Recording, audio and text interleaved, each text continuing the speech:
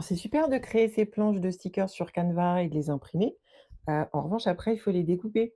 Et moi, j'aime pas le faire à la main, donc je vais utiliser ma Scan& Cut. Si tu aimes que les découpes soient précises avec un contour régulier sur tout le tour de ton design, tu vas beaucoup aimer cette vidéo parce qu'aujourd'hui, on utilise la fonction Print to Cut et ça va tout changer.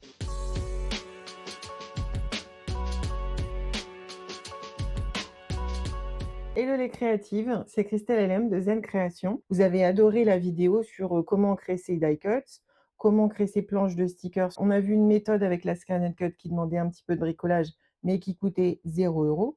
Aujourd'hui, on va faire un petit investissement et on va passer à l'étape supérieure avec la fonction Print to Cut. Donc ça va permettre d'imprimer et de découper parfaitement tous les contours de tes designs et en un rien de temps. Voilà, donc aujourd'hui, on va voir comment activer cette fonction, comment l'utiliser dans Canva Workspace et comment faire le lien entre Canva, Canva Workspace et ta Scan& Cut. Spoiler, hein, pour les fans de stickers maison, on passe vraiment à un niveau supérieur. Voilà, donc évidemment, cette méthode, elle demande un petit investissement de départ. J'ai acheté la carte d'activation pour avoir la fonction Print to Cut. Alors ça m'a coûté 26 €. Comme ça permet de créer des contours précis et de ne pas s'embêter justement avec l'alignement entre images et formes de découpe. Dès que j'ai découpé ma première planche de stickers avec cette fonction, j'ai trouvé que l'investissement valait le coup parce que je sais que je vais en refaire. Si c'est pour faire une planche, honnêtement, ça vaut pas le coup. Si tu sais que tu vas en faire plusieurs de façon régulière, là, franchement, vas-y. Installe-toi avec un petit thé, ton ordi, c'est parti. Voilà, donc le Graal, quand j'ouvre cette petite carte, dedans, il y a mon code d'activation et maintenant, je vais dans Canva Workspace pour l'activer. Donc, rendez-vous dans Canva Workspace. On va aller dans le menu Aide, paramètres du compte. On clique sur Activation des fonctions Premium et là, il suffit de taper le code d'activation qui est sur la carte. Ensuite, de cliquer sur Activer, tout simplement. Donc c'est associé à mon compte, ça veut dire que si je change de machine, je pourrais de nouveau utiliser cette fonction-là. Donc je l'active, c'est fait, je peux fermer.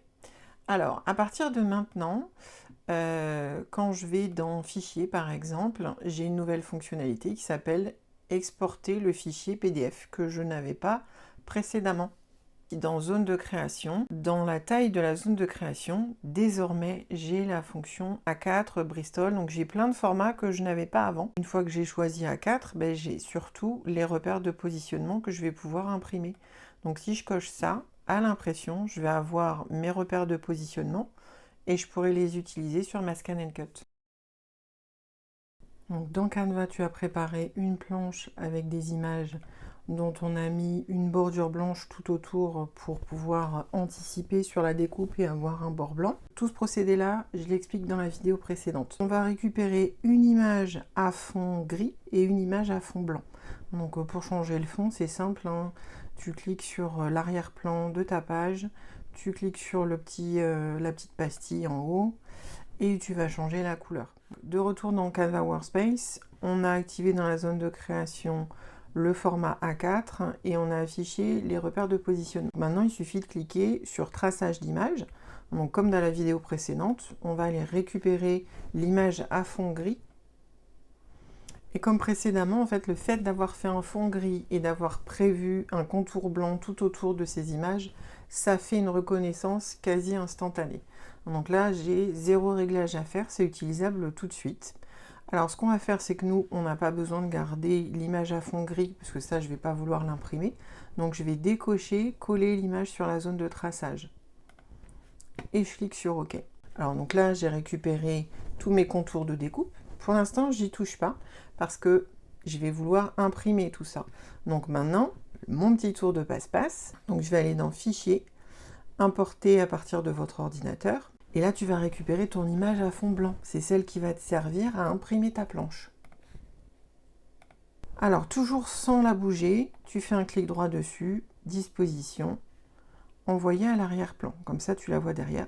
Logiquement, si tu as bien fait ton travail, tout est déjà aligné. Donc là, ce qui me reste à faire, voilà, c'est de sélectionner tout ce qui est présent sur ma zone de création et de tout grouper pour pouvoir l'utiliser comme un seul et même objet. À partir de là, je peux le déplacer et donc je vais pouvoir placer toutes mes images à l'intérieur de mes pointillés rouges.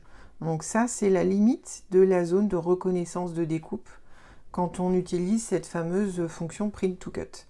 Donc à la rigueur, maintenant que c'est groupé, tu peux les agrandir, tu peux les réduire, tu fais un petit peu comme tu veux.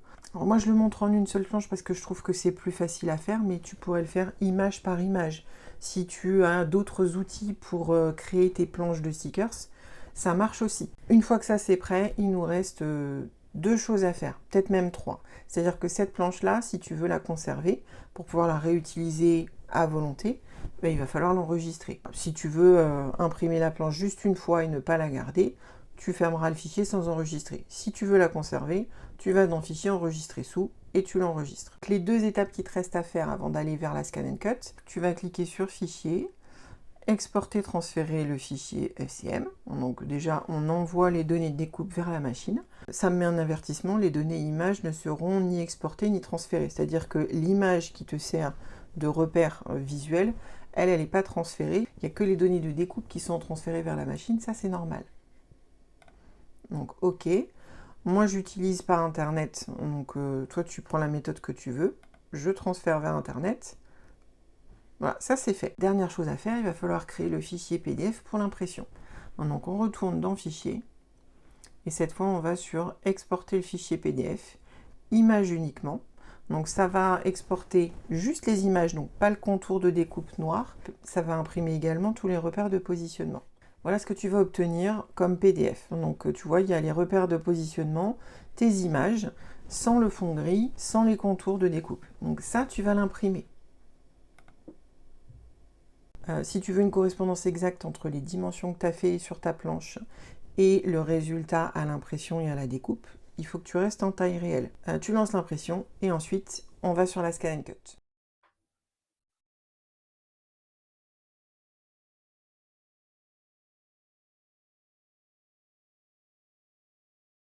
Tu vas placer ta planche sur la feuille de transport. Alors, peu importe comment elle est alignée, puisque c'est ces petits repères-là qui vont faire le travail pour toi. Voilà. Comme tout à l'heure, on va dans Récup données. Et là, tu vois, il y a un message qui t'indique de bien mettre le matériel avec les repères de découpe, parce que c'est ce qu'on a utilisé avec Canva Workspace. Donc comme c'est déjà fait, je peux appuyer sur OK. Hop, et là, je peux lancer ma découpe. Comme j'ai déjà paramétré mon matériel pour la première découpe, je laisse tout ça tel quel. Donc demi-coupe, pression à 2 en demi-coupe. Tu peux lancer un test si tu veux. Moi, je vais lancer une découpe. Hop, c'est parti. Et voilà le résultat avec cette méthode. C'est sûr que tout est aligné, les contours sont répartis de façon égale sur toutes les images. Donc là, il n'y a aucun souci, ça marche nickel. Par exemple, sur cette page d'un journal, j'ai mis beaucoup de stickers de ma planche. Ici, j'ai créé toute une page en utilisant les étiquettes que j'ai créées dans Canva. Si le fait de créer tes propres étiquettes personnalisées avec les couleurs de ton choix et les motifs de ton choix, ça t'intéresse, j'ai la vidéo parfaite pour toi. C'est un tuto Canva qui te montre comment créer tes planches d'étiquettes personnalisées.